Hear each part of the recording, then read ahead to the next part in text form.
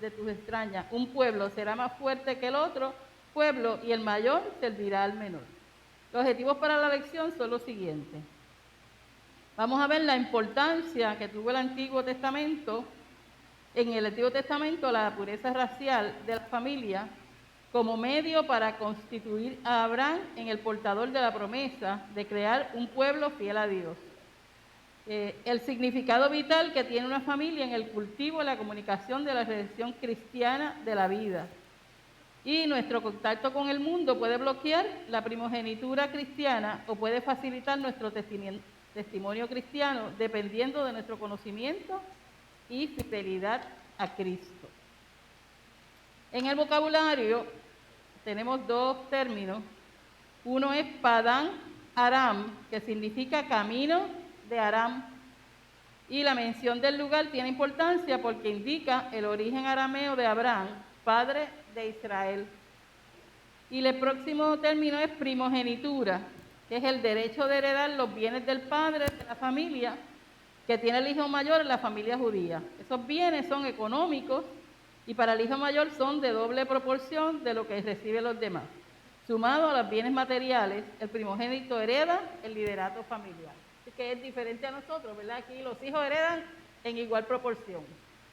Y ahí pues el hijo mayor era importante que fuera varón también, porque iba a ser el líder de la familia, y los líderes de la familia tenían que ser varones.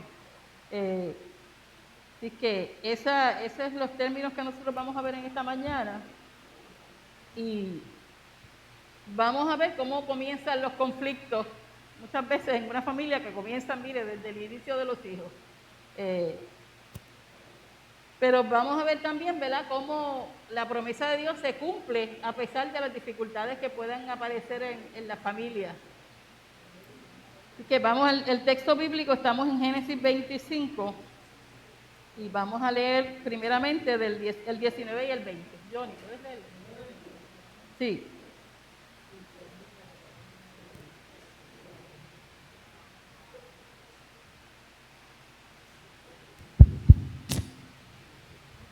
Dios le bendiga, iglesia.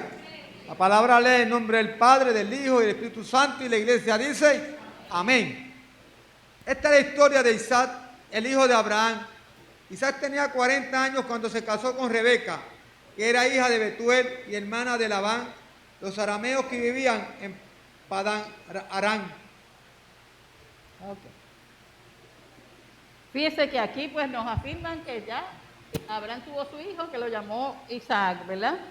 Y ya Isaac estaba pues en tiempo, si fuera en Puerto Rico diríamos que se había pasado ya porque tenía 40, ahora ya la gente aquí se casa más tarde, pero antes se casaban a los 20 y pico de años, ¿verdad? Pero tenía 40 años, así que ya era tiempo de casarse, ¿verdad? Y buscar esposa.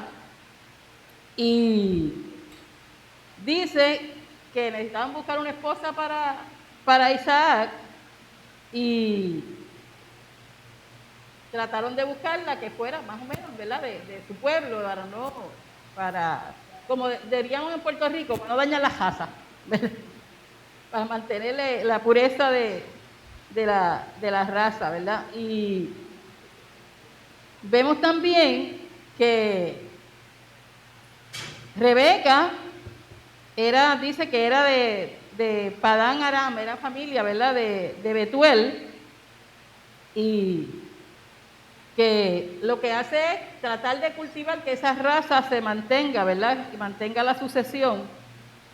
Y por eso afirma aquí la importancia de que es de origen arameo, o sea, que viene de la misma sucesión que venía Abraham.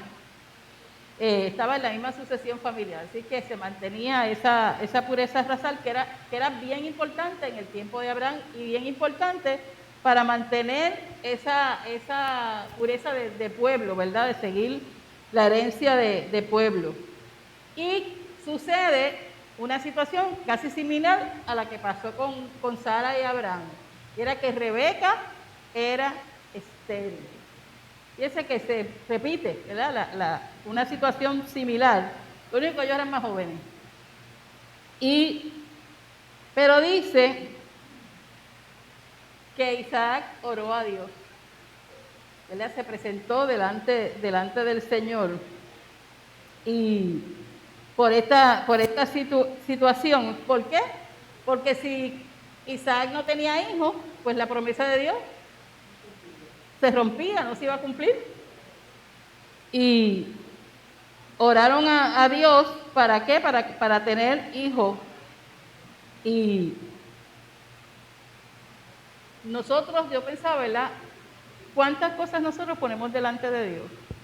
A veces nosotros ponemos como que las cosas simples, las cosas que tienen fácil solución, los ponemos delante de Dios, nosotros sabemos, mira, necesitamos un trabajo, eso es fácil, porque hay muchas alternativas, necesitamos esto, pero a veces las cosas difíciles como que no se las ponemos al Señor, porque pensamos que no pueden ser posibles. Ya esto como que nos damos por terminado, esto no tiene ningún remedio, así Dios lo determinó, pero todas las cosas las tenemos que poner delante del Señor, porque Dios es el Dios de lo imposible.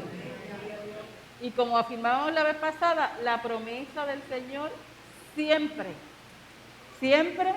se cumple, aunque no sea en el tiempo nuestro, ¿verdad? A veces el tiempo nuestro puede ser muy corto y entonces nosotros nos desesperamos, pero Dios siempre cumple su promesa. Por eso Isaac oró a Jehová, dice, por su mujer Rebeca, que era estéril, y lo aceptó Jehová. Lo aceptó Jehová y Rebeca concibió. Así que Dios le hizo ese milagro, otro milagro, ¿verdad? De que una mujer estéril pudiera tener hijos. De esa manera se mantenía abierto el propósito de Dios de la promesa de que esa simiente se iba a multiplicar. Isaac.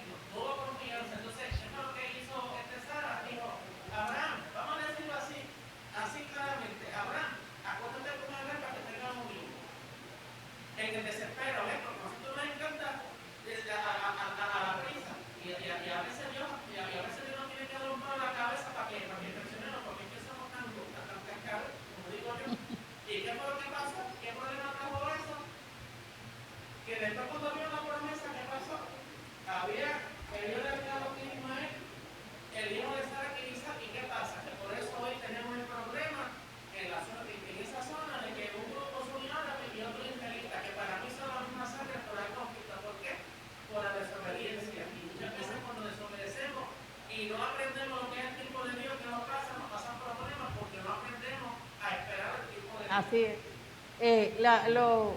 ¿Verdad? Lo importante aquí es que nosotros podamos creerle a Dios. Que nosotros podamos creerle a Dios. Y porque cuando están las cosas bien, pues es fácil. Pero cuando las cosas se complican, pues entonces como que se hace difícil, ¿verdad? Tal vez esa fe empieza a tambalear. Y en un momento Abraham también, ¿verdad? Tuvo su duda. Pues dije, pues si ya nosotros estamos viejos, tenemos una edad que no es para concebir, pero la mano de Dios es poderosa y logró, ¿verdad? Que esa promesa se cumpliera de que tuvieran hijos. Bexi.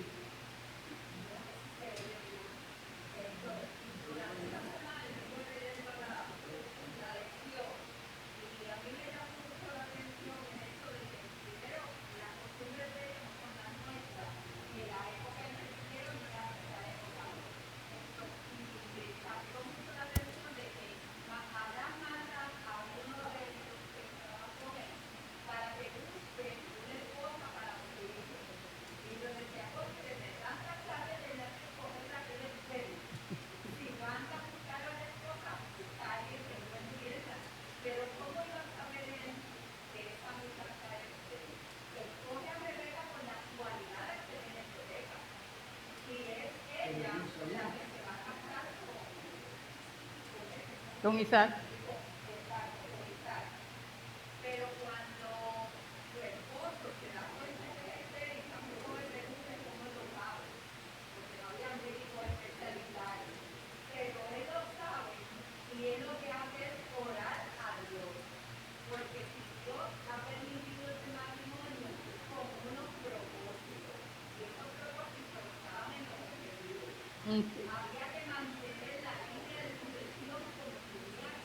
Exacto. Esa es parte, ¿verdad?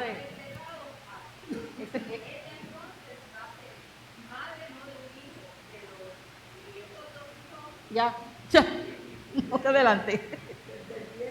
Así que, mire, la importancia que es presentar nuestras cosas al Señor, poner las cosas en las manos de Dios. A veces nosotros hacemos todas las gestiones habidas y por haber, después vamos al Señor.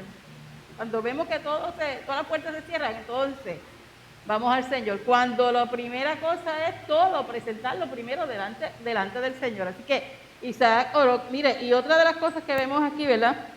La importancia de la selección de la esposa o del esposo, ¿verdad? Abraham, en la costumbre de época, que el padre buscaba esposa para el hijo, ¿verdad? Y trató de buscar la mejor esposa y que fuera también de la misma raza.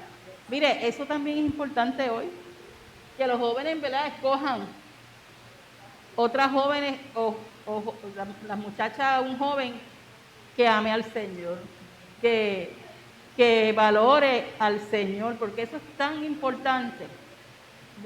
Ya mismo, Laura. Mire, yo hablaba hace un tiempo con una muchacha de un matrimonio joven y ellos pues están muy bien en su matrimonio, pero la familia del otro lado, pues hay muchos conflictos, muchas situaciones, entonces, muchas cosas.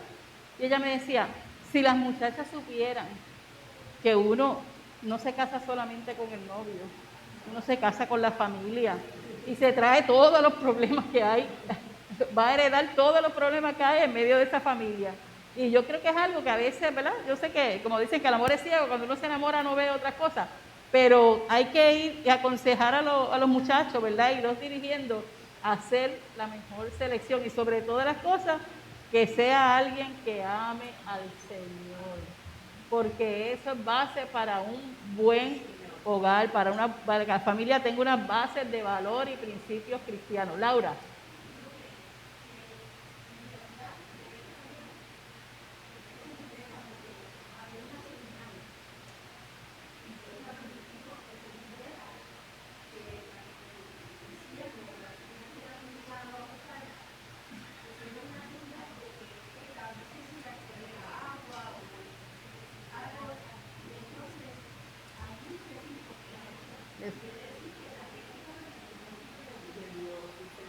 Así que Isaac oró y Dios se concedió el deseo de su corazón de que Rebeca pudiera tener hijos. Así que Rebeca se embarazó. Y vamos entonces a leer el 22. ¿Qué dice el 22, Johnny? ¿Tú no habías leído el 21? 21 y 22. Ok. Rebeca no podía tener hijo, así que Isaac le rogó al Señor por ella. Y el Señor oyó su oración y Rebeca quedó embarazada. Pero como los mellizos se peleaban dentro de su vientre, ella pensó, si esto va a ser así, ¿para qué seguir viviendo? Entonces fue a consultar el caso con el Señor. Mire, no solamente se embarazó de uno, de dos, vino por partida doble, 2. Pero parece que fue un embarazo difícil, de gemelos, ¿verdad? Dicen que eso es, yo me imagino, si cargar uno es difícil, imagínense cargar 2. Y entonces parece que se movían mucho y había, ¿verdad? Peleaban entre sí en la barriga, a lo mejor el acomodo de uno y otro. Y entonces dice que luchaban dentro de su cuerpo, ¿verdad? Del cuerpo de Rebeca. Y me imagino que ella sentiría mucho dolor y mucha incomodidad durante ese tiempo, ¿verdad? Y por eso entonces es que ella dice, pero si esto es así, ¿para qué vivo yo? ¿Verdad? Porque esto está terrible. Me imagino esa carga de dos bebés, más ese movimiento de los dos bebés. La mujer era muy, muy tranquilo y eso pues le causaba dolor, intranquilidad e incomodidad.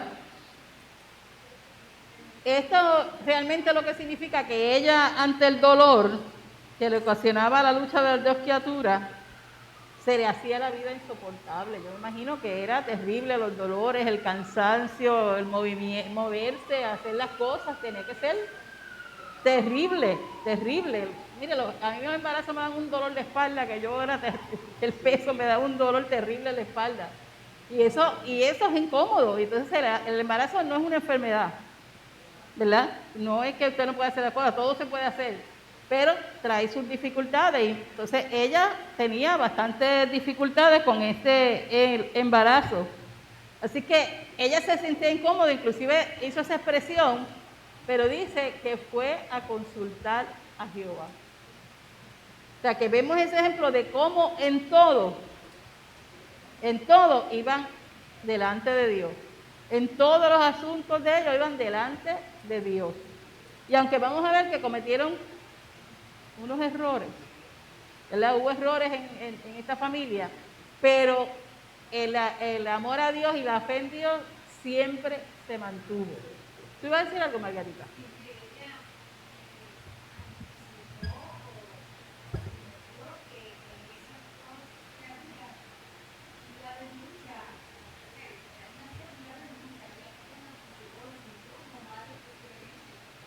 Exacto.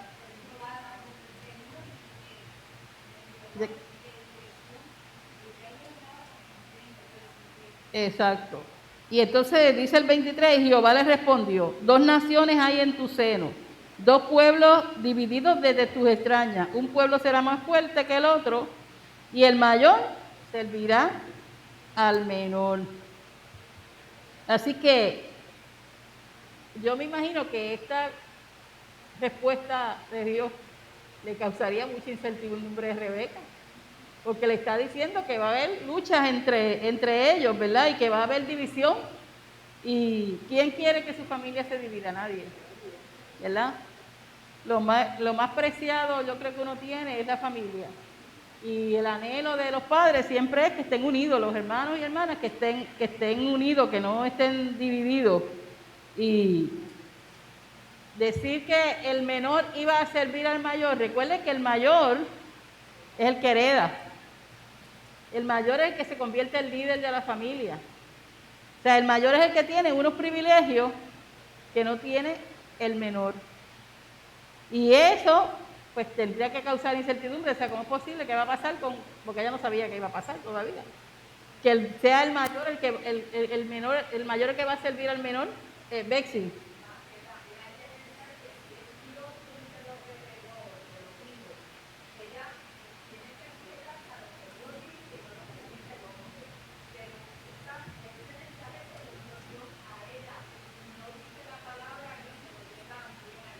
Uh-huh.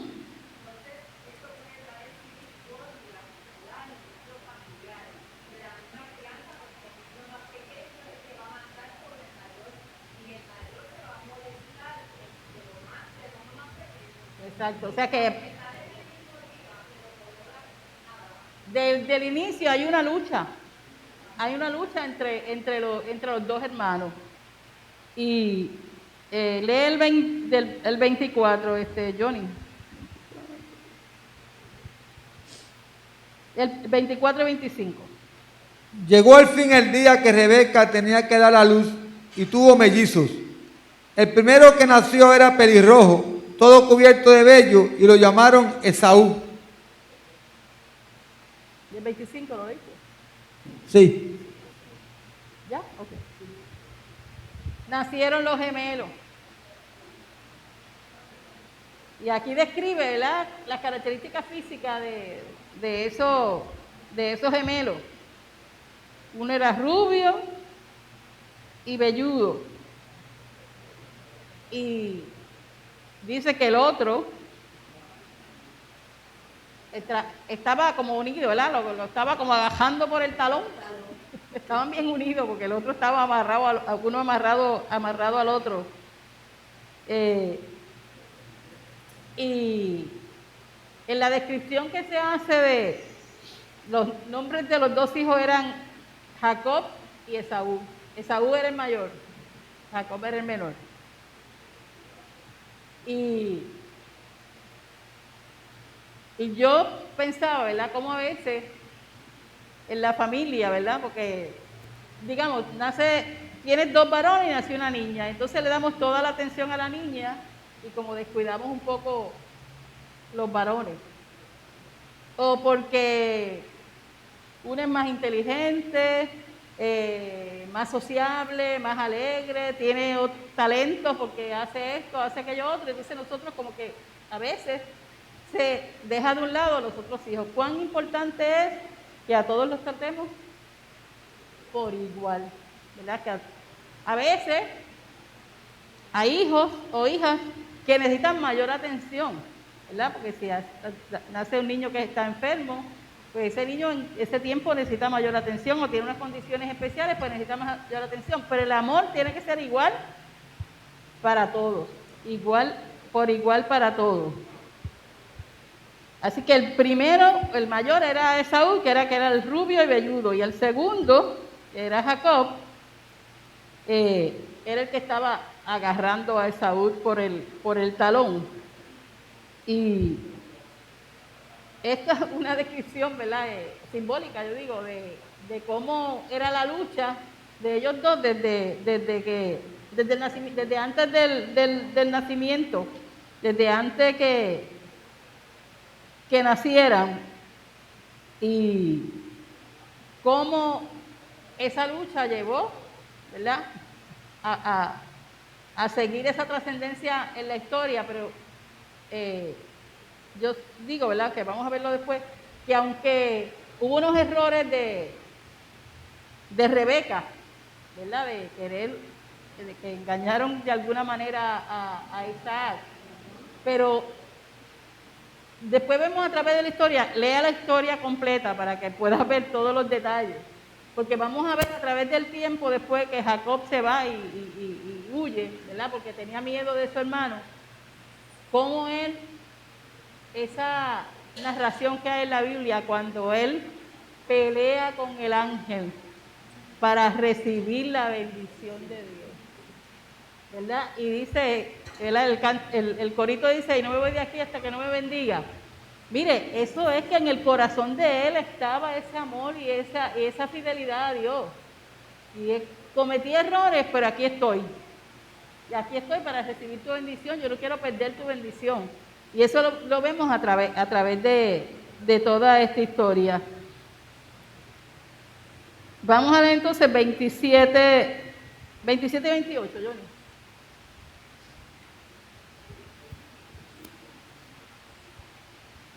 Luego nació su hermano agarrado al talón de Esaú con una mano, y por eso lo llamaron Jacob. Isaac tenía 60 años cuando Rebeca los dio a luz. Los niños crecieron. Esaú llegó a ser un hombre del campo y muy buen cazador. Jacob, por el contrario, era un hombre tranquilo y le agradaba quedarse en el campamento. Así que eran totalmente diferentes. Los hijos son diferentes como los dedos de la mano, ¿sabes? Vienen de una misma simiente, pero son diferentes. Y tienen rasgos físicos comunes, pero son diferentes en personalidad. Y hay unos que son más alegres, unos que son más callados, unos que, ¿verdad? A lo mejor unos nacen rubios, otros nacen con pelo negro, unos nacen con pelo colorado, independientemente de cómo sean los padres, ¿verdad? Porque heredamos, dice la biología, hasta la 5ª generación. Aún los que no conocemos, de ahí heredamos. Y a veces hay cualidades que uno dice, ¿de dónde salió eso? Pero heredamos hasta de aquellos que no conocemos. Así que uno de ellos era diestro, le gustaba el campo, era diestro en cazar, estaba casi siempre en el campo y estaba como adaptado a cualquier cambio que había, ¿verdad? La vida de campo que requiere. Y ustedes saben que en el campo hay muchos peligros, ¿verdad? Y él sabía enfrentarse a esos peligros y estaba adaptado a esos peligros porque estaba continuamente en ese ambiente. Por otro lado, dice que Jacob era un hombre tranquilo, y que básicamente se mantenía, ¿verdad?, en su casa y que habitaba en tiendas. O sea, Jacob estaba más cercano, vamos a decir, a los padres, estaba más tiempo y era más casero. Por tal razón no se exponía a esas inseguridades que se exponía Saúl en el campo. Yo buscando, ¿verdad?, sobre esto, decía que él era un hombre bastante tranquilo, que no le gustaba las peleas ni nada de eso, que al contrario, era como, ¿sabes qué? Decía que Isaac era pacífico y no peleaba. Si alguien quería un pozo, pues quédese con el pozo que yo hago otro. O sea, y así era Jacob también, un hombre bastante tranquilo. Pero, ¿verdad?, hemos visto cómo dice la palabra que Isaac amaba más a Esaú y Rebeca amaba más a Jacob. Así que había uno preferido de uno y uno preferido de otro. Ahí empieza la situación. O sea, que uno defendía a uno y otro defendía al otro. Y eso trae conflictos familiares. Eso debe llevarnos a nosotros a examinar, ¿verdad?, nuestras actitudes. Hay muchachitos que son más cariñosos, más amables, y a otros que no expresan así su cariño, pero también necesitan ser amados. Es Bexi.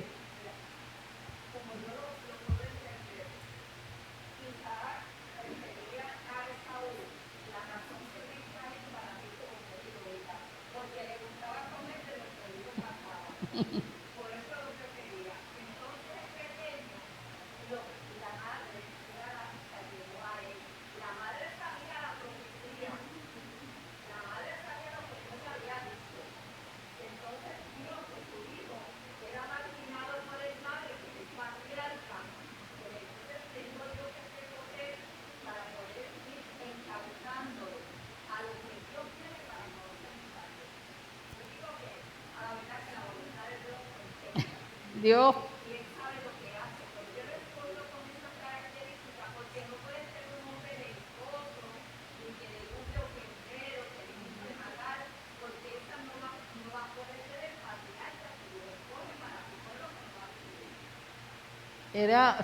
Jacob era un hombre tranquilo. Y entonces yo me imagino que si estaba siempre en la casa, estaba más tiempo con Rebeca, compartían más, hacían más actividades juntos, más cosas juntos. Y eso pues identifica, pero esa no debe ser nuestro ejemplo de familia. Los hijos, los nietos, la familia, hay que tratarlos a todos por igual. A todos por igual. No puede haber preferencia de uno y de otro. Y los niños lo perciben. ¿Saben? Los niños, yo recordaba que una vez nosotros estábamos por allá, por Maricao, en el Monte del Estado, quedándonos con mi hermano y mi familia. Y uno de los sobrinos nietos me dice, ¿y por qué Titi, cuidan más y atienden más y le dan más cosas a los primos que a nosotros? Y yo me quedé así como, es que los muchachos se dan cuenta. Entonces, ahí me vino la inspiración y yo le dije, no, lo que pasa es que ellos no tienen el papá.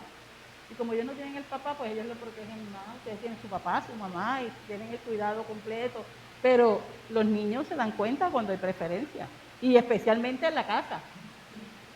En la casa. Así que nosotros tenemos que tener cuidado de no tener preferencia por nuestros hijos ni por nuestros nietos. Isaí.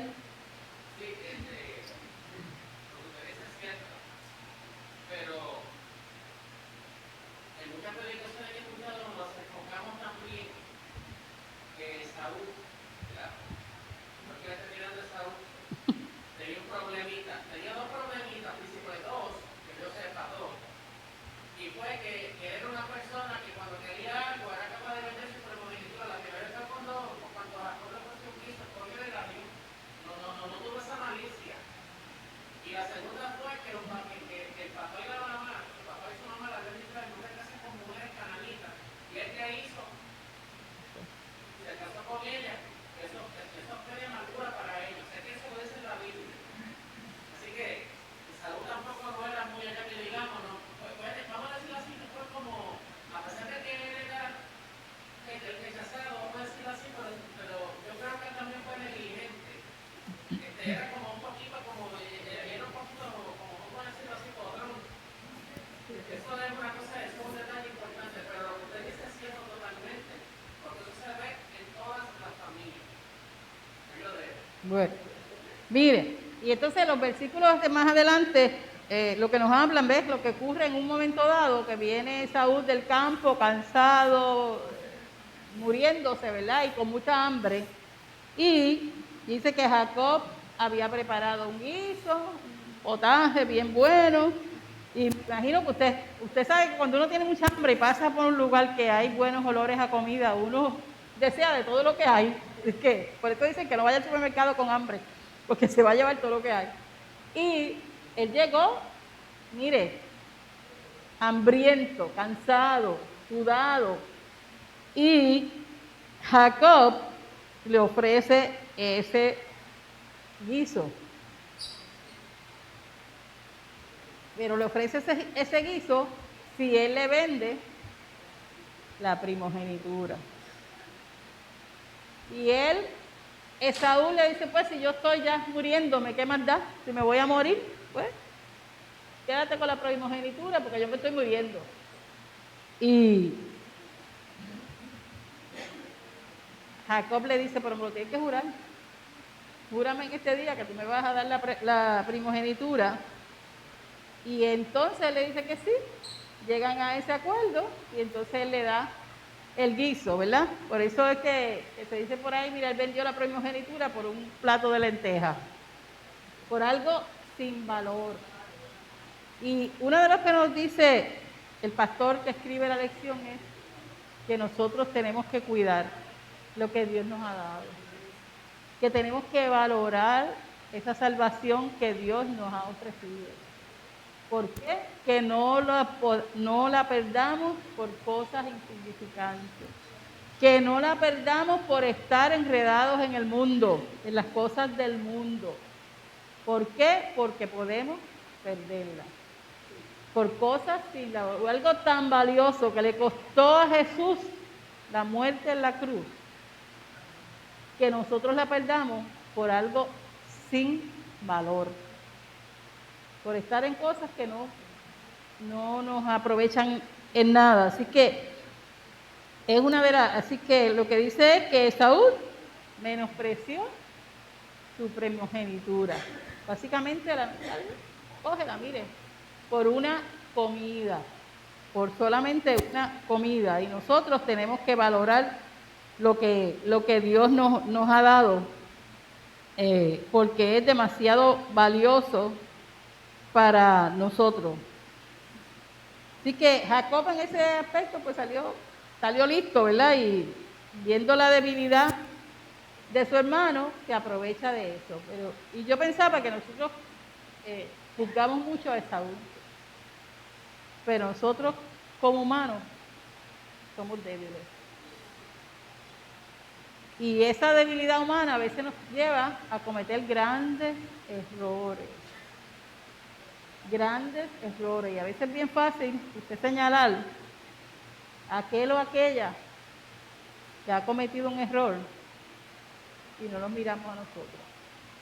Hace poco cogí un taller con un psicólogo y él nos decía, y yo me impactó lo vi bien en términos del valor de ese hombre, en términos de sus sentimientos. Él decía, cada vez que yo veo un adicto, un deambulante de la luz que está pidiendo, y yo le doy algo, siempre pienso que yo puedo estar ahí, que ese puede ser mi lugar en un momento dado, o que ese puede ser el lugar de mi hijo, y por eso tengo misericordia de él. Y a nosotros como cristianos, cuando vemos que una persona ha cometido un error, y ha fallado, lo que nos toca es tener misericordia y extenderle la mano para levantarlo. No nos toca juzgarlo, no nos toca, mire, darle con la punta del pie y acabarlo de tirar por el barranco. Al contrario, nos toca levantarlo para que se restaure, para restaurarse, porque somos humanos y tenemos debilidad. Y no sabemos cuándo podríamos nosotros estar en el mismo lugar, o cuándo nosotros podríamos fallar. Y vamos a ver que a través de la historia de Jacob, cómo él se levantó y cómo es el que luego sigue, ¿verdad? Esa trayectoria de Abraham para que esa promesa se cumpliera. Así que aún cuando el hombre o la mujer fallan, Dios tiene misericordia, y si uno se arrepiente y va delante de Dios, Dios levanta y Dios restaura. ¿Verdad? Que nosotros somos bien fáciles a juzgar. O sea, es bien fácil juzgar al otro que falló, pero también yo puedo fallar, también tú puedes fallar, y en eso nosotros tenemos que pensar, ¿verdad? Y sabemos que en esta historia, que esa necesidad física de alimento, ¿verdad? Del hambre que tenía Esaú, era su debilidad en ese momento, y esa debilidad lo llevó a que perdiera su primogenitura. Y a veces nosotros, en el balance de nuestra vida, perdemos cosas valiosas por cosas insignificantes. Y Jacob se vale de toda su astucia, definitivamente, ¿verdad? Para convencer a Esaú de que le vendiera su primogenitura, a tal punto que le dice, júramelo. Y el juramento en ese tiempo era, mire, palabra que no se podía cambiar. Y él acepta ese compromiso con Jacob. Betsy.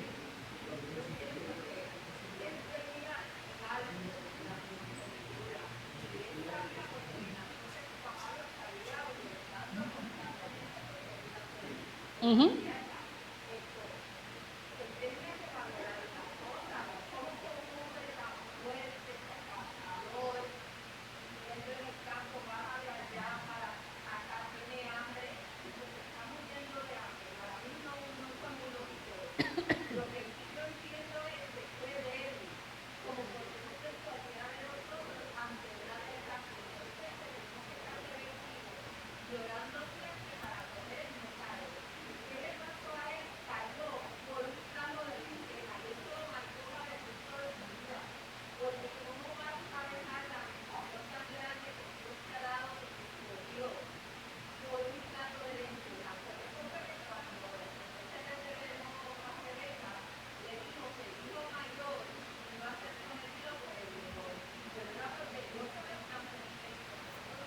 Exacto. Y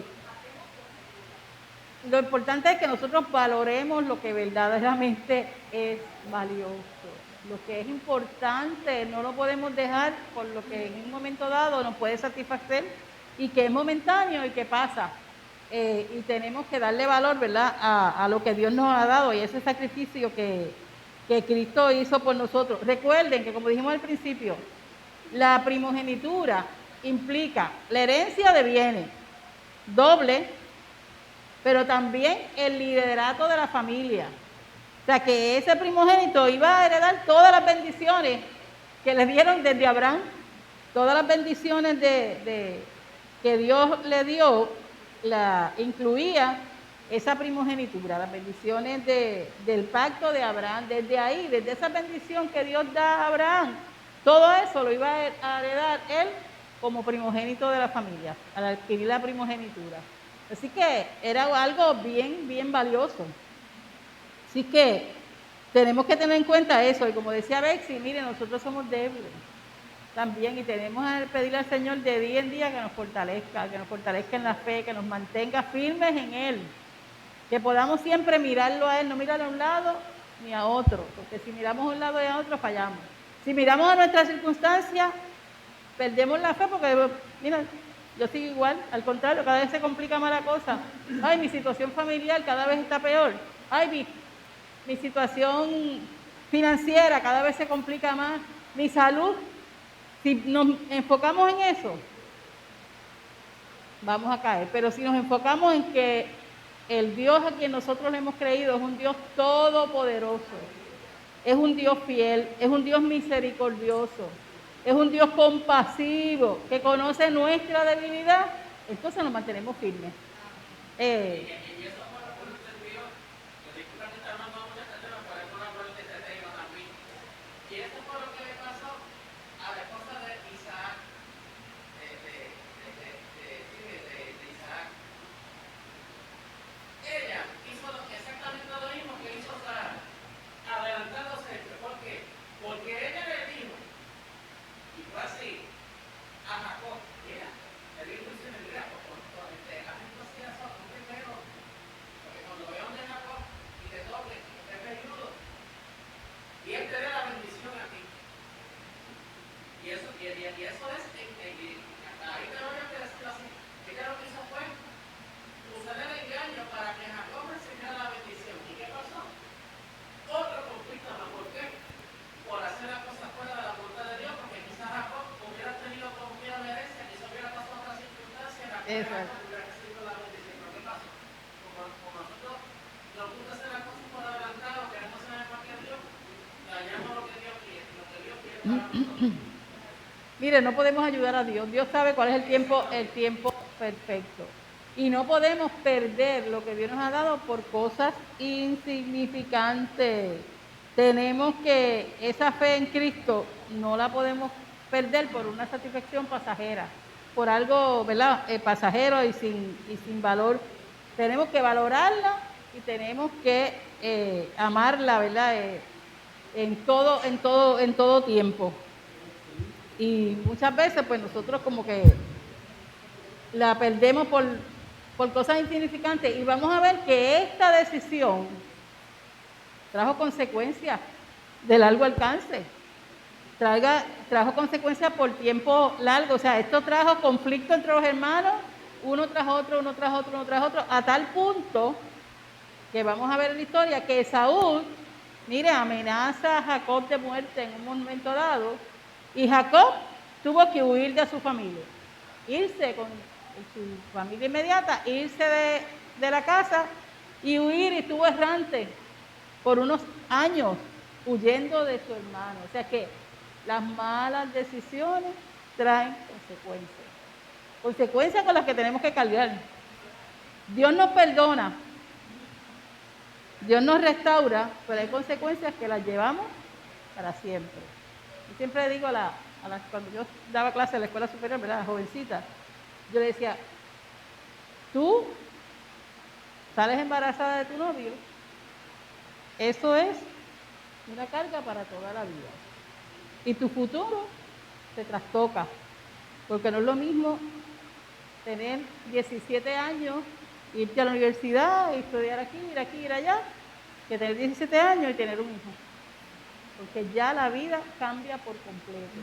Y hay decisiones que a veces nosotros tomamos a la ligera, que nos la cargamos toda la vida. Aun cuando Dios nos ha levantado, nos ha perdonado, las cargamos la vida. Y esto trajo una consecuencia grave, ¿verdad? Para Jacob y para la familia, porque tuvo que separarse de lo suyo. Así que es importante que nosotros podamos seguir nuestro comportamiento de acuerdo a la fe en Cristo, para no perderla, para no caer. Y de día en día decirle al Señor, yo sí siempre digo, Señor, agárrame fuerte, porque yo sé que mi mano no es fuerte, pero la tuya sí. Agárrame fuerte para poder caminar como tú quieres que yo camine. No andar, ¿verdad? Y fallamos, porque somos humanos, pero el deseo es de seguir, ¿verdad? Siendo fiel al Señor, que es lo más importante. Así que es importante que no vendamos nuestra primogenitura, que valoremos lo que tenemos, que valoremos la salvación tan grande que Cristo nos ha dado a través de su sacrificio en la cruz. Jesús tomó nuestro lugar, el lugar que nos correspondía a nosotros. Lo tomó Él porque Él no tenía pecado. ¿Para qué? Para que nosotros pudiéramos ser salvos y pudiéramos ir directamente al Padre. Y eso hay que valorarlo. Así que luego de mucho tiempo, ¿verdad? Como le decía al principio, que Jacob tuvo que salir de su casa, huir, pero en Génesis 32, 24, 32, lea esa parte si no quiere leer otra, que habla de cómo él, ¿verdad? Se le presentó el ángel, pero él peleó con el ángel. Dice que peleó con el ángel y dice que peleó hasta el amanecer, o sea que estuvo toda la noche en esa pelea, ¿verdad? Que le dice pelea, pero luchando con el ángel para que fuera a recibir la bendición de Dios. Y hasta salir vencedor. Y dice que, miren, fue tal la pelea, quedó cojo. Pero eso lo que muestra es, mire, cuando usted se encuentra con Dios, usted no puede salir igual. Cuando usted tiene un encuentro verdadero con Dios, usted no puede salir de Dios igual. Hay cambios en su vida. Hay cambios en la forma de comportarse, hay cambios en decisiones, hay cambios en todo. La vida cambia cuando usted tiene un verdadero encuentro con Dios. Y cuando usted tiene la experiencia espiritual de esa profunda con el Señor, sea en medio de la iglesia o sea en su casa, allá en la intimidad de su casa, las cosas cambian. Las cosas cambian. Así que fue tal lo que ocurrió con Jacob aquí en este encuentro con el ángel, que dada la cercanía que tuvo con Dios, mire, quedó cojo en esa lucha, pero recibió la bendición. Y nosotros debemos luchar de esa manera, ¿sabes? Mira, yo no me voy de aquí hasta que tú no me bendigas. Y yo creo que en cada culto que nosotros tengamos, debemos venir con esa actitud. Señor, yo vengo hoy para recibir tu bendición, que está, mire, ahí puesta para nosotros. Lo que pasa es que a veces nosotros no venimos en la actitud de recibirla, sino que venimos para ver quién dirige, cómo habla, si leyó bien la palabra, si se equivocó, qué traje tiene, si el traje es largo, si es corto, si es... qué va a traer la pastora. Mire, entonces estamos pendientes a musaraña, como decían en el campo, ¿verdad? Y perdemos la bendición. Usted venga a cada culto con la actitud de recibir la bendición de Dios, lo que Dios tiene para usted. Mire, la bendición de Dios a lo mejor usted la recibe en la puerta, en el saludo de los diáconos y que están en la puerta, el saludo de gloria. A lo mejor ahí usted que recibe la bendición, porque a lo mejor lo que usted necesitaba un buen saludo, una buena palabra. A lo mejor la recibe en un cántico, o en la palabra predicada, o en la palabra estudiada. Pero venga en actitud de recibir la bendición de Dios. ¿Qué tú tienes para mí hoy? Aunque usted esté bien, aunque usted no esté enfermo, usted esté bien económicamente, usted puede decir, yo no necesito nada. De Dios siempre necesitamos. Siempre. Así que, todo está bien hoy, pues Señor, tú me vas a preparar para cuando venga el día malo. ¿Verdad? Como dice Efesios. Cuando usted se prepara para cuando venga el día malo. Hoy estoy bien, hoy puedo agradecer a Dios. Yo hace poquito, yo le daba gracias a Dios porque me llaman 2 personas que tenían COVID. 2 personas con que yo decía, ay Señor, pero que tú eres tan bueno. Es que tú me cuidas tanto. Porque yo llevo más de 2 semanas que yo no comparto con esas personas. Digo, Señor, porque es que yo de verdad, decía, Señor, gracias por ese cuidado que tú tienes para mí. O sea, yo lo veía así. Y nosotros tenemos que ver y recibir la bendición de Dios en cada cosa que nosotros tenemos, en cada paso, en lo más significante como en lo más grande. Tenemos que aprender de eso. Y tenemos que venir en actitud de recibir siempre la bendición de Dios. En el culto siempre hay bendición, ¿sabes? Siempre hay bendición, pero tenemos que buscarla. Tenemos que estar con los oídos prestos, con el corazón dispuesto y el espíritu, miren, en sintonía con Dios. Y si estamos así, vamos a recibir bendición. No vamos a salir igual cuando salgamos del culto. Vamos a recibir una palabra, algo va a llegar a nuestra vida que va a hacer que recibamos esa bendición. Yo a veces me digo, hay una persona y se paró, oraron por tal cosa. Y vuelven el mismo día y yo digo, pero si ya oraron, recibe. Siéntete seguro de que ya Dios va a obrar en esa situación, que ya Dios va a obrar en esa enfermedad. Porque tenemos que tener siempre esa actitud de adoración al Señor. Así que aquí hubo una situación familiar, hubo engaño, hubo errores de parte de la madre, de parte del padre, ¿verdad? Para darle y del hijo, de los dos hijos, de darle la primogenitura a Jacob, pero Dios restauró esa familia en su momento, vuelven a unirse y vuelven a seguir como una familia, ¿verdad? En orden, porque el propósito de Dios se tenía que cumplir. Era necesario que el propósito de Dios se cumpliera para que siguiera la promesa que Dios le hizo a Abraham. Así que lo que nos toca a nosotros es mantenernos fieles a Dios y siempre ser ejemplo a otros de buenos cristianos, ¿verdad? Que otros vean en nosotros que nuestra vida está dedicada al Señor y que no se pierda nuestra fe en medio de las dificultades o en medio de decisiones incorrectas, ¿verdad? Que tomemos. Pues vamos a leer la oración. Léela, Johnny.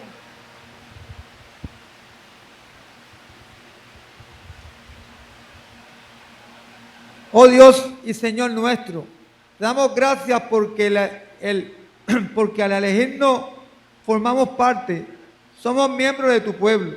En virtud del conocimiento de tu amor y tu verdad, gozamos y compartimos la vida que tú nos regalas. Ayúdanos para que podamos compartir con quienes nos rodean, con nuestros semejantes, las bendiciones de ser parte de tu reino. En el nombre de Jesús, amén. Dios les bendiga. Dios les bendiga. Tomamos un leve receso y luego seguimos con el culto de adoración.